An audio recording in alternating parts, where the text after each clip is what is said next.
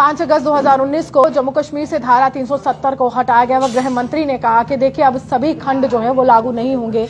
जम्मू कश्मीर में बदलाव हुआ और जम्मू कश्मीर को 2 भागों में बांटा गया। एक भाग केंद्र शासित प्रदेश लद्दाख का हुआ और एक जो है जम्मू कश्मीर का हुआ। लेकिन बाबू सिंह जी जो पूर्व मंत्री हैं आज एक सवाल के साथ खड़े हैं और पूरी तरह से केंद्र सरकार से ये पूछ रहे हैं कि 370 हटाने के बाद जम्मू कश्मीर को क्या फायदा हुआ। और अब बहुत बड़ी मांग जम्मू से मुखर हो रही है कि 370 वापस दे दिया जाए। बाबू सिंह जी आपको क्यों लगता है कि 370 वापस आ गया तो खुशहाली वापस आ जाए? नहीं, मैं ये नहीं कहता। मैं ये कहता हूं कि जब ये जम्मू कश्मीर रियासत का 1947 में ट्राइबल हमले के बाद जब हरी सिंह जी ने गवर्नमेंट ऑफ इंडिया से मिलिट्री सपोर्ट मांगी तो उन्होंने शर्त रख दी कि पहले जम्मू कश्मीर रियासत का विलय करिए आप।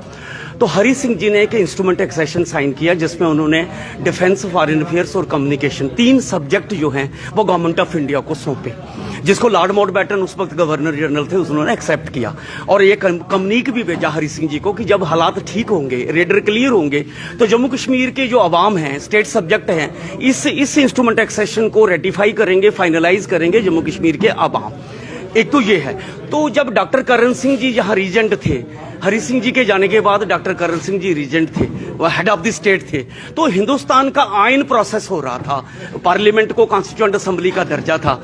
तो डॉक्टर करण सिंह जी ने कॉन्स्टिट्यूएंट असेंबली को रिटर्न रिक्वेस्ट करी कि जो मेरे फादर हरी सिंह जी ने जम्मू कश्मीर का जो कंडीशनल एक्सेशन किया है जिसमें सिर्फ 3 सब्जेक्ट दिए हैं जो जम्मू कश्मीर का स्पेशल और ऑटोनोमस स्टेटस डिटरमिन करता है, काइंडली उसको, वही एकमात्र डॉक्यूमेंट है जो जम्मू कश्मीर और इंडिया के बीच ब्रिज है, जो रिलेशन डिफाइन करता है, आप उसको इंडियन कॉन्स्टिट्यूशन में कोडिफाई कर लीजिए, इनकॉर्पोरेट कर लीजिए, रिफ्लेक्ट कर लीजिए, ताकि आने वाले फ्यूचर में जो नस्लें हैं जिनको ये चीजें नहीं मालूम होगी, कोई मिसगिविंग्स नहीं पैदा हो।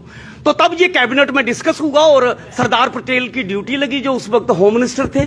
तो उन्होंने हिंदुस्तान की पार्लियामेंट में आर्टिकल 370, पहले 306, फिर उसको बदला गया और 370 के रूप में इंस्ट्रूमेंट एक्सेशन का प्रपोजल रखा गया। आप जो कह रहे हैं ये एक टेम्परेरी प्रोविजन था, राजेंद्र प्रसाद जी ने लाया था और भाजपा सदन में लगातार ये कह रही है कि घिसते घिसते घिस जाएगा। और जब ये नहीं घिसा तो उनके लिए बहुत बड़ी बात थी कि जो प्रचंड बहुमत लेकर आते हैं तो उनका तो एक मैनिफेस्टो पूरी तरह से पोजीशन ये कहती थी कि उनको हटाना था और उन्होंने हटाया है। एक तो आप अपना डेटा करेक्ट कर लीजिए, ये राजेंद्र प्रसाद जी ने नहीं लाया था, ये हिंदुस्तान की जो ओरिजिनल कॉन्स्टिट्यूएंट असेंबली थी जिसने 1949 में कॉन्स्टिट्यूशन अडॉप्ट किया और 50 में ये कॉन्स्टिट्यूशन लागू हुआ। तो 370 जो रिफ्लेक्ट करता है जम्मू,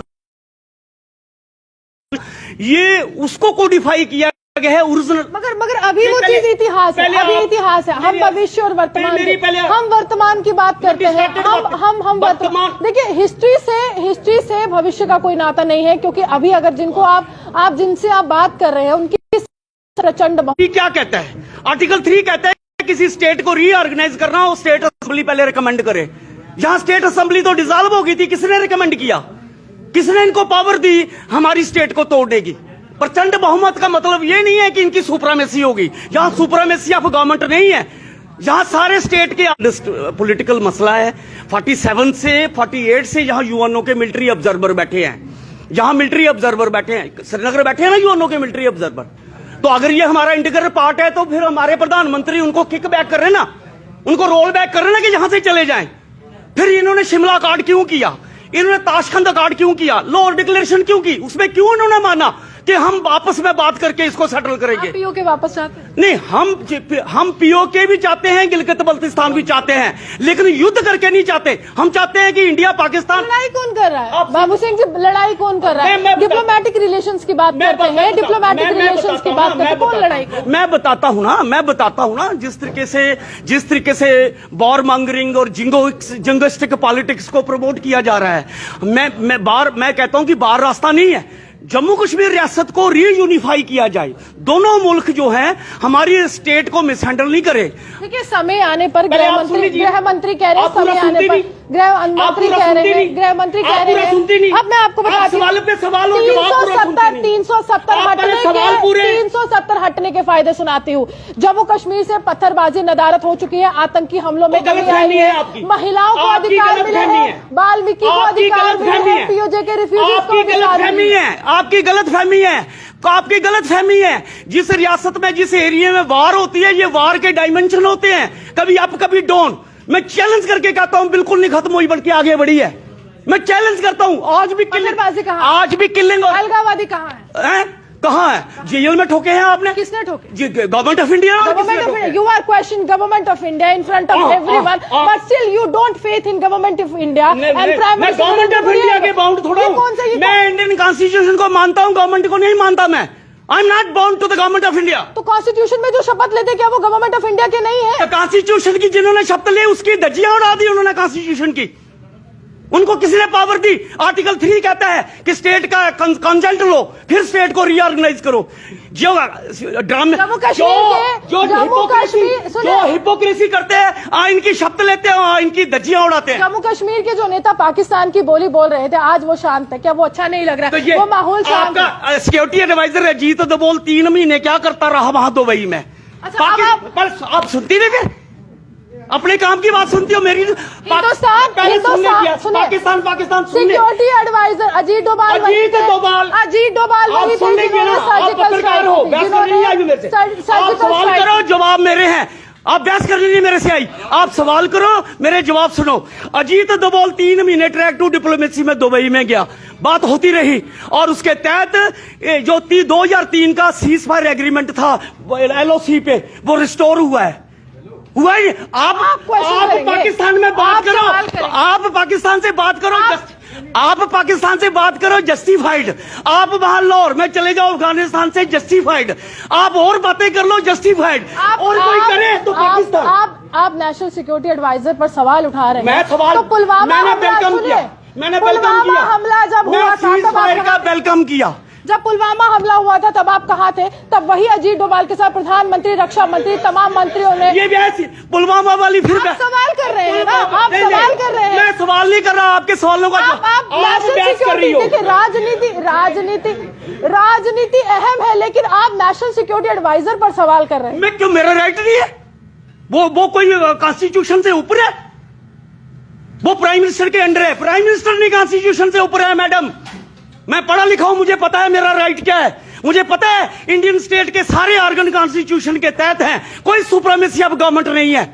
370 हटने के बाद जम्मू कश्मीर की महिलाओं को अधिकार मिले, अगर वो किसी बाहरी व्यक्ति से शादी करती है, क्या ये पसंद नहीं है? पहले भी था।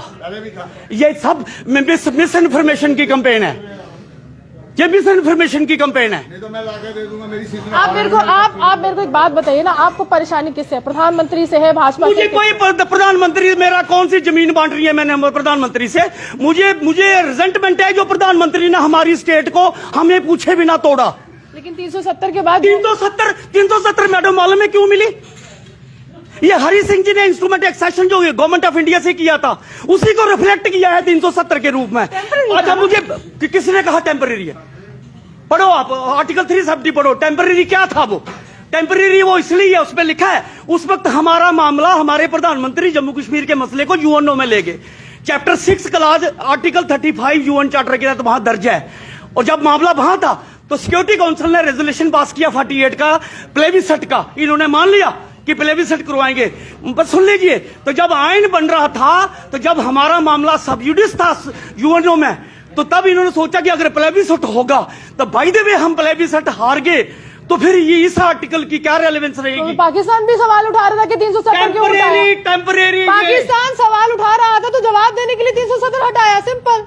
पाकिस्तान क्या जवाब? पाकिस्तान तो उसके बाद भी प्रचार करेंगे 370 के अधिकार छीन लियो। पाकिस्तान को क्या परेशानी? पाकिस्तान फ्रीक है जम्मू कश्मीर के डिस्प्यूट का।